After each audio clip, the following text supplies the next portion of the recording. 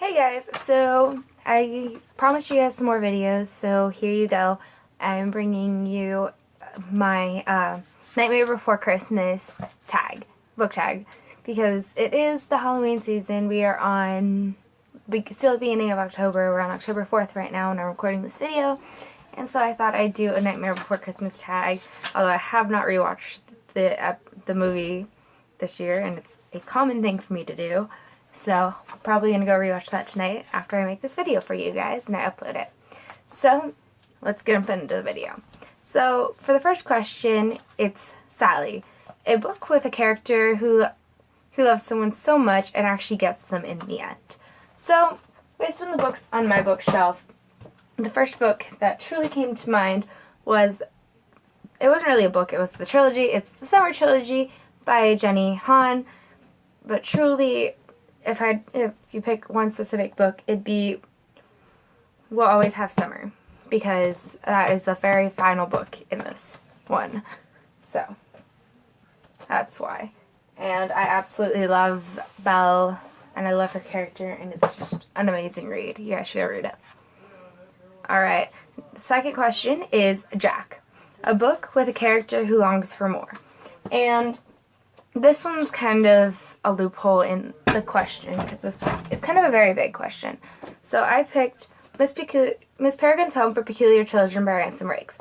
Because although Jacob doesn't really long for more in a way, he longs for answers. Answers to his grandfather's death, answers to who this kid truly is. And he's always wanted to explore. So I feel like that is how Jacob personally longs for more in his life. So, yeah. Alright, so question number 3 is Zero, a book with a loyal sidekick. So, for this book, he isn't really a sidekick. I mean, he's a sidekick in this first book, but not as you go on, and that is City of Bones by Cassandra Clare, and clearly this, the character I'm referring to is Simon, if you couldn't tell by the question. He's a wonderful character, and he's really close to Clary, and I love their friendship there. But he does act a lot more like a sidekick than he does her best friend throughout this book and the second book. So that's why I picked him for this answer. Alright, so the next one is 4, Oogie Boogie, a book with a wicked villain. So again, kind of a leeway here, and a loophole. I picked A Court of Thorns and Roses by Sarah J. Maas, because Amarantha is truly mainly the villain throughout this story, and she is a very villainous character, at least towards Farah. She didn't really cast this spell, but she's given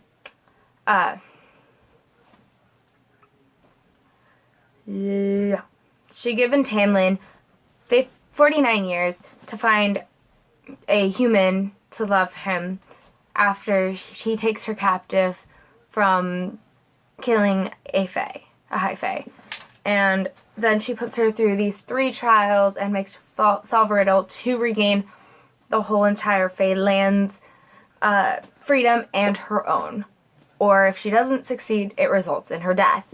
And so that's why I view Amarantha as a very villainous character in this book, although as you learn throughout, you learn that she's not the only villain in this delightful world here.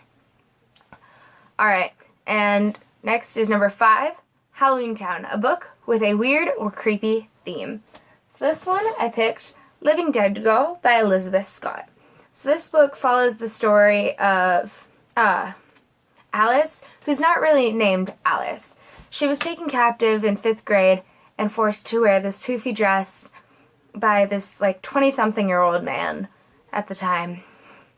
So that way he could be her fatherly figure, but do all these terrible things to her. He rapes her, and he makes her stay super skinny, and just so he can imagine he's still her daughter. And then talks about stealing another girl away to be their daughter together.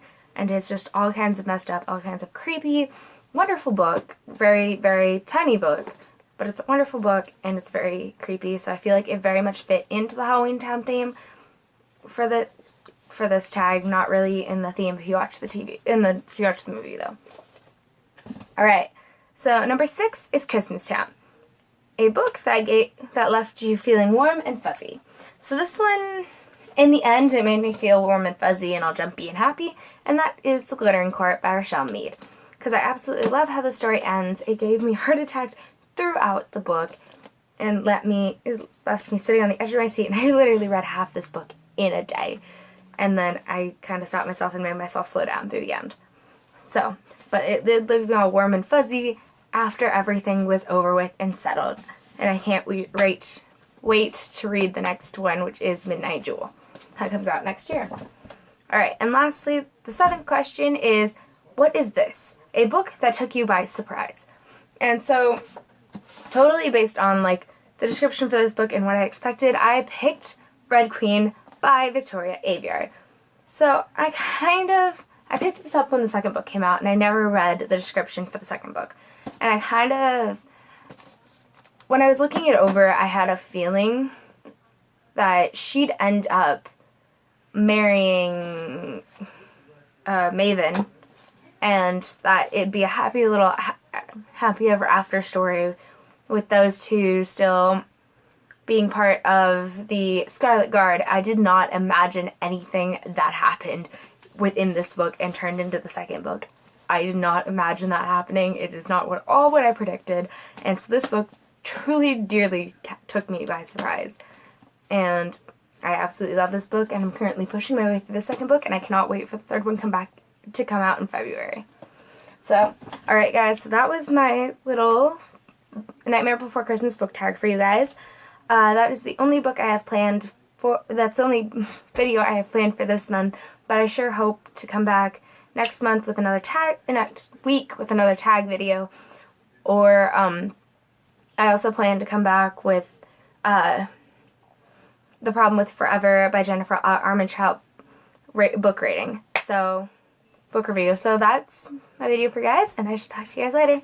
Bye!